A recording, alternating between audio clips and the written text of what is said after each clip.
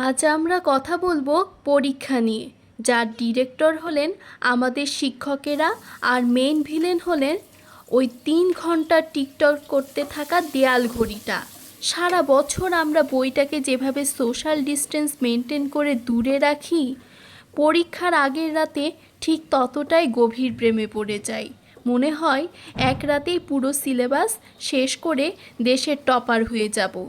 কিন্তু পরীক্ষার হলে পা রাখতেই সে কাল্পনিক আত্মবিশ্বাস বেলুনের মতো ফুস করে ফেটে যায়। প্রশ্নপত্রের শক থেরাপি। প্রশ্ন হাতে পাওয়ার পর প্রথম 5 মিনিট আপনার মনে হবে আপনি ভুল করে অন্য কোনো ডিপার্টমেন্ট বা অন্য কোনো ক্লাসের পরীক্ষা দিচ্ছেন। প্রশ্নকর্তা কোথা থেকে যে এই ভিন গ্রহের ভাষা খুঁজে বের করেন তা এক চিরন্তন রহস্য। বন্ধুর বেইমানি। পরীক্ষার ঠিক বাইরে যে বন্ধুটা গলা ফাটিয়ে বলেছিল, দোস্ত খোদার কসম আমি কিছু পড়িনি, আজকে নির্ঘাত ফেল করব।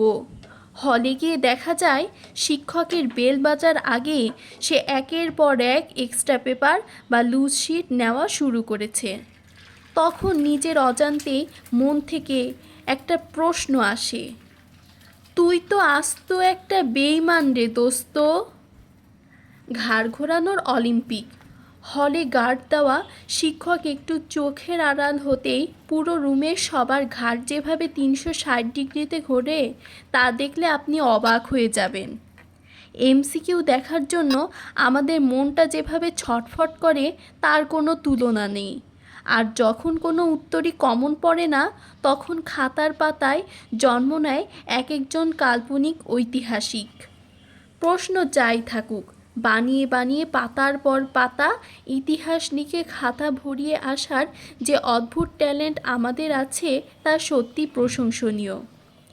পরীক্ষার আগের রাতে আমাদের পড়ার টেবিলটা হয়ে ওঠে এক একটা যুদ্ধক্ষেত্র।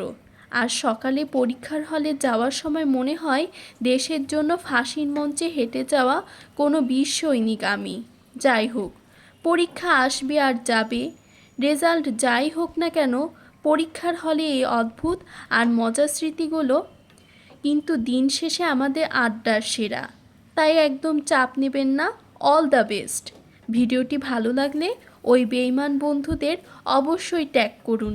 টাটা।